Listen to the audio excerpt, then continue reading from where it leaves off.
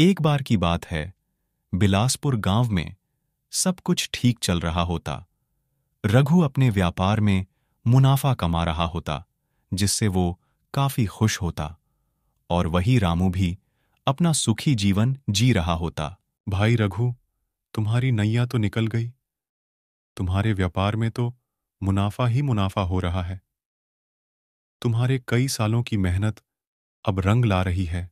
हाँ भाई, रामू एक समय था जब एक एक रुपये बचाने के लिए अपनी खुशियों को मार देता था और उन पैसों को व्यापार में लगता था।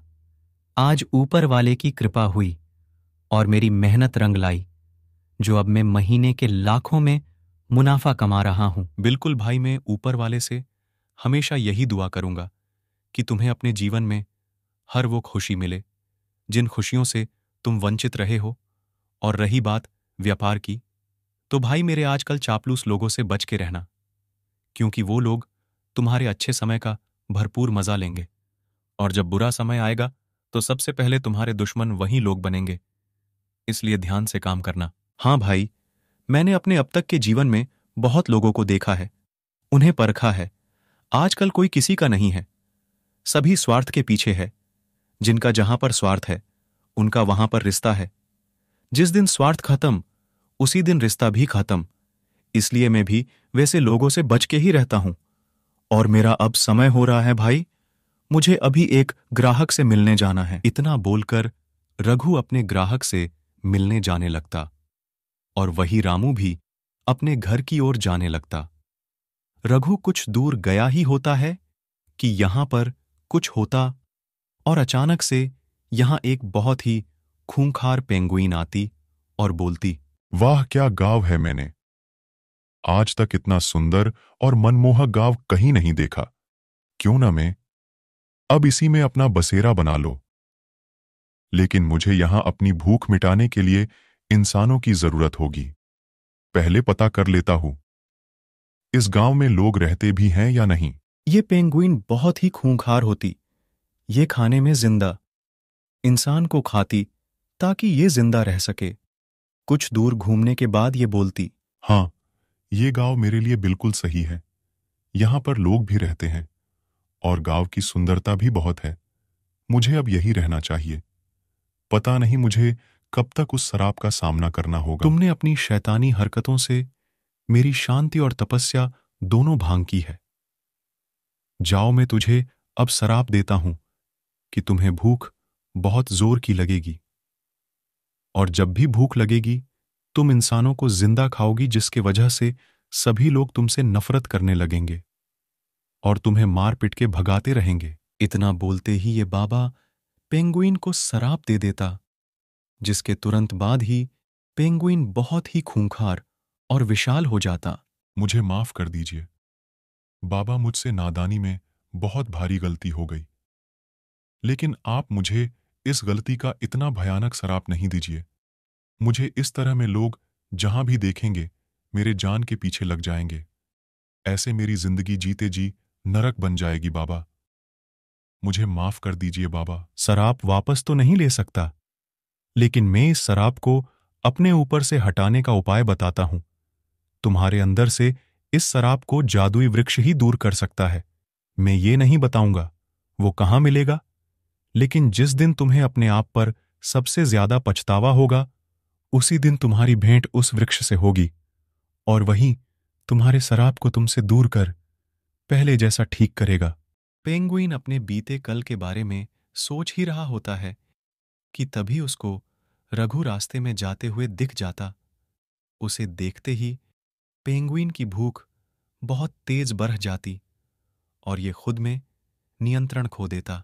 बाप रे, मेरी भूख इस इंसान को देखते ही मानो पेट में ज्वालामुखी फट रहा हो। मैंने जल्द ही इसे नहीं खाया तो लग रहा है मेरी भूख मुझे ही खा जाएगी। लेकिन यहां इसको खाना सही नहीं रहेगा। मुझे इसे कहीं सुनसान जगह पर लेकर जाना होगा। इतना बोलते ही पेंगुइन जादू करता और रघु को गायब करके एक घने जंगल में ले जाता। पेंगुइन को देखते ही रघु घबरा जाता और बोलता, तुम कौन हो और मैं यहां अचानक से कैसे आ गया? कहीं तुम कोई मायावी जानवर तो नहीं? मुझे जाने दो, मुझे कुछ नहीं करना। मुझे माफ करना भाई, मैं एक पेंगुइन हूं और बहुत ही मजबूर। मुझे तुम्हें खाना होगा। अगर मैंने तुम्हें नहीं खाया तो ये सराप मुझे खा जाएगा, इसलिए अब तुम सीधे मेरे पेट में जाओगे। ऐसा कौन सा सराप है जो तुम्हें मुझे खाने को मजबूर कर रहा है? और मुझे खा के तुम्हें क्या मिलेगा? मैंने तुम्हारे साथ क्या गलत किया है? मुझे जाने दो ना, मेरी बीवी बच्चे मेरा इंतजार कर रहे होंगे। मैं तुम्हें जाने देता भाई, लेकिन मैं बहुत मजबूर हूं। काश मुझे वो जादुई वृक्ष मिल जाता जो मेरे इस हैवानियत वाले सराप को मुझसे दूर कर सकता। काश मुझे वो वृक्ष कहीं दिख जाता। मुझसे अब और बर्दाश्त नहीं होता। भाई, मुझे भी बहुत अफसोस होता है जब किसी निर्दोष को जिंदा खा जाता हूं। पेंगुइन इतना बोल ही रहा होता है कि उसके सामने एक वृक्ष आता जो बहुत ही चमकीला होता। वो पेंगुइन से बोलता, क्या बात है पेंगुइन, तुम बहुत ही परेशान लग रहे हो। कोई परेशानी है क्या? मुझे बता सकते हो?